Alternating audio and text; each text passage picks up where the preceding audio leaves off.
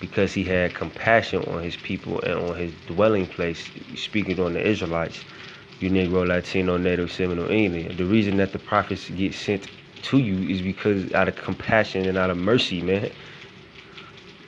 You know what I'm saying? The Most High sent the prophets so he don't have to destroy his people, man.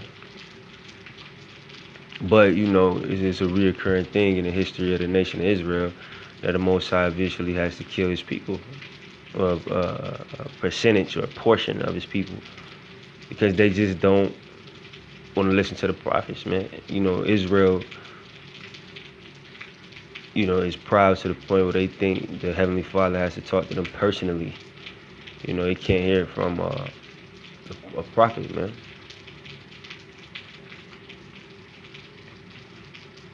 It says, because he had compassion on his people and on his dwelling place, it says, but they mocked the messengers of Yahweh and despised his words and misused his prophets until the wrath of the Lord arose against his people till there was no remedy. All right, but they mocked the messengers of Yahweh and despised his words, because once again, the words that are coming out of the mouth of the messengers of Yahweh Hashem Yahushai, or the words of Yahweh Hashem Yahushai. It's not a suggestion, a personal suggestion that we have for you.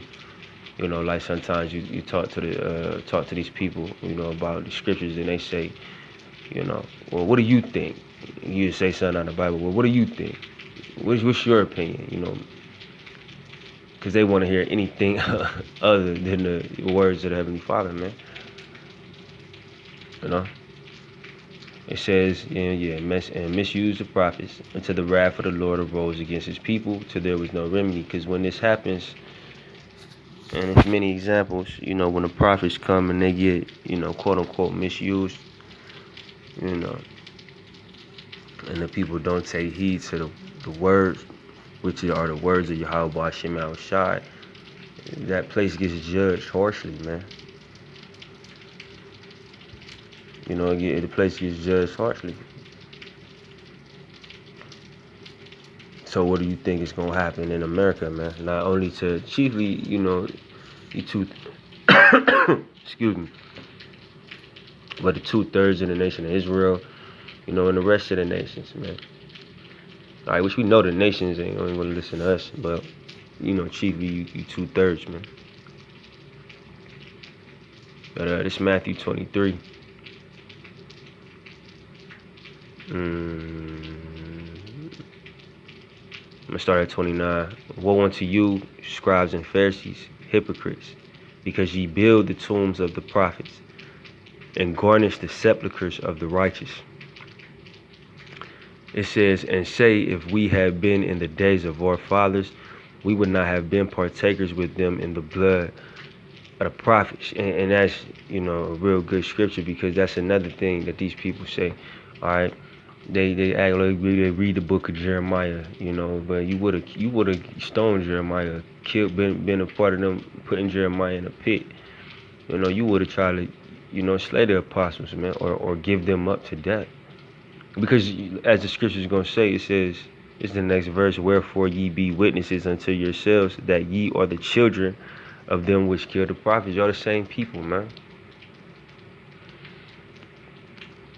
You know what I'm saying? Like, you see Ezekiel, he'll read the book of Ezekiel, you know, and you would have tried to kill that man. Or you would, once again, you would have gave him up to be killed.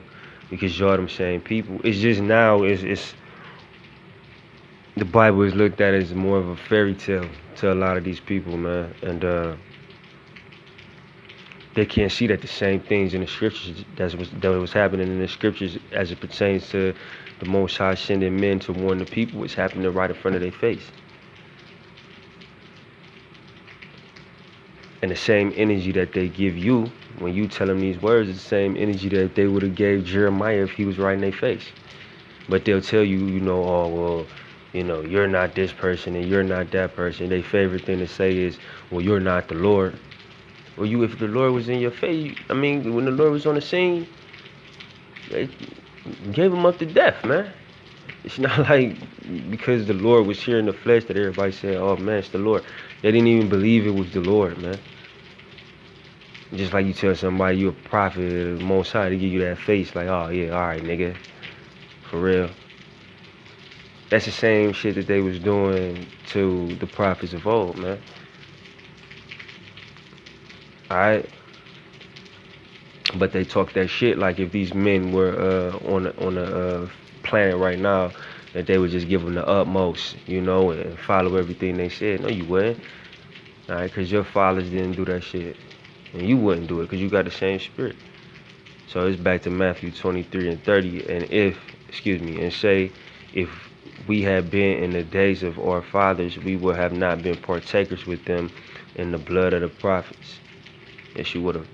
It says, wherefore ye be, this is the Lord, wherefore ye be witnesses unto yourself that ye are the children of them which killed the prophets. Meaning you are the same people and you would have did the same shit. That'd be the funniest thing, man. You not the Lord. That's the number one comeback for Jake when you trying to tell him about the scripture.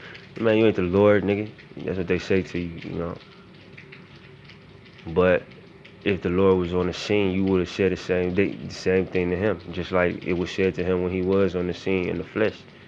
He was a blasphemer. Like when the Lord used to go into the Old Testament and read prophecies and say, this is talking about me, they thought he was crazy. All right, they thought he was blaspheming. The same way they look at us. Well, you know, we doing the same thing the prophets doing. We warning the people. You know, what's the difference? Well, you ain't the prophets. You know, just because. You know, going back to the point of us not being the desirables. You know, the Lord said He'll give you pastors according to His heart. So I guess we too regular to believe that we know anything about this book. All right. But that shouldn't discourage you, because it was said of the prophets before you. All right.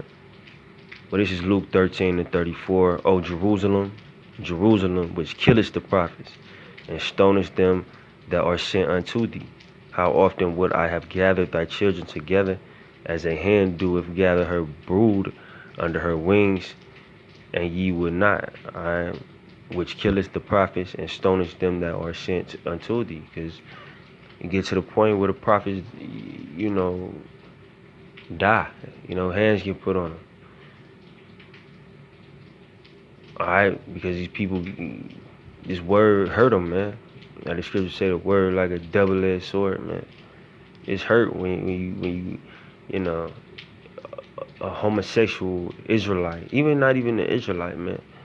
You know, a homosexual can hear Leviticus 20 and 13. They can claim all day that they may be an atheist or that book, but it make them feel away because these words are powerful in this book, man. They powerful, man. Alright, like if you read to, you know, which I wouldn't even recommend, you know, but you teach a woman the scripture, the reason her face, she get that grimace because she gets her lifestyle. She don't want to be, you know, under subjection when America tells her she can be whatever she wants to be, you know. But when you say these things out of the book, it hurt, you know. Which in turn, you know, make the people want to hurt you, you know, the prophets that came before you. Alright, so when you dealing with these people, it ain't really no need to, you know, exhaust yourself trying to teach them this word. If they don't get it, they just don't get it. If they got a problem with you, they got a problem with you. Don't, you know, of course, don't appease these people. You know, you tell them what the scriptures say, and that's what it is. Family members that maybe they don't like you, whatever, but it is what it is, man. Alright, it's what you signed up for. Alright, so I hope that video was edifying. With that, I'm gonna say shalom.